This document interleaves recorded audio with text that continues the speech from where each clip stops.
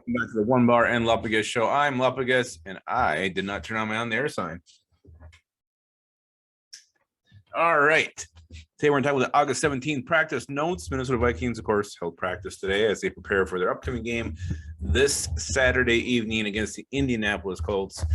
A couple interesting news, nuggets, and nuts to come out of that. Obviously, the big news today was the Everson Griffin. I know One Bar already did a video on that.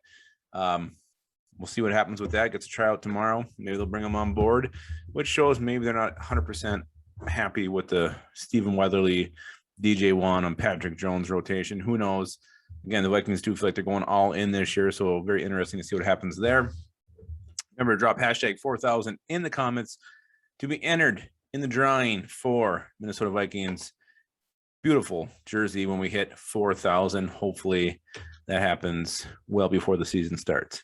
All right, August 17, practice notes, nuggets, and nuts. These come from Will Reggett and Courtney Cronin as usual.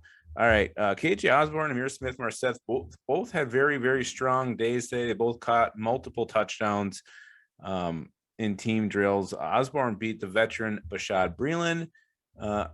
Amir Smith-Marset beat Cam Bynum, which after seeing him in the preseason game against the Broncos, I'm pretty sure I could beat Cam Bynum. But again, it's nice that these two guys who are competing for the wide receiver 3 spot are having good days.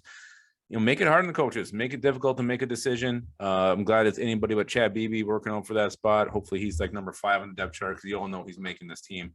But I'd love to see these two young guys ahead of him because I think they bring a lot more explosion and big play ability to the Vikings offense. I think the big story of the day was really Michael Pierce and Daniel Hunter absolutely just dominating. I mean, they're just taking over. I mean, Garrett Bradbury was destroyed by Michael Pierce in one-on-ones, which, again, Garrett Bradbury, one of these guys who just doesn't seem to be making the progression we want to see. Obviously, he's going against Michael Pierce, but his problem has always been to anchor.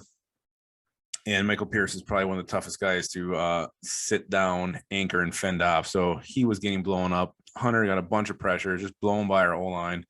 So very exciting, the potential of our defensive line. This could be one of the best we've had in years, and it really could be enough just to turn games our way. So very exciting. There were some players that were out today. Anthony Barr with this. Like Zimmer said, he's working on something. I don't know. I don't like this. I mean, you re-sign the guy. He's out all last year. Right now, he's been dinged up. It looks like one of the worst re-signings in Vikings recent memory. I mean, if he potentially continues to be out. Need Anthony Barr in there. Hopefully, it's just something not very serious. Justin Jefferson was out today. Zimmer said he doesn't think he'll play Saturday, which is fine. Let's keep him out to week 1. We don't need to rush him back. Christian Darrisaw was out. Tyler Conklin had a leg wrap on, according to Courtney Cronin. So he's out. James Lynch was out. Kenny Ngwangnu, Cam Smith, and Nate Stanley were out. When I saw Nate Stanley was out, I figured he was probably just the one that they cut. But no, Minnesota Vikings said goodbye to Amari Henderson. Had to let him go. Again, one of the guys I mentioned in yesterday's video, looking at the depth chart. The guy just, you didn't heard much about. Very, very, very, very deep. So no surprise that he was let go.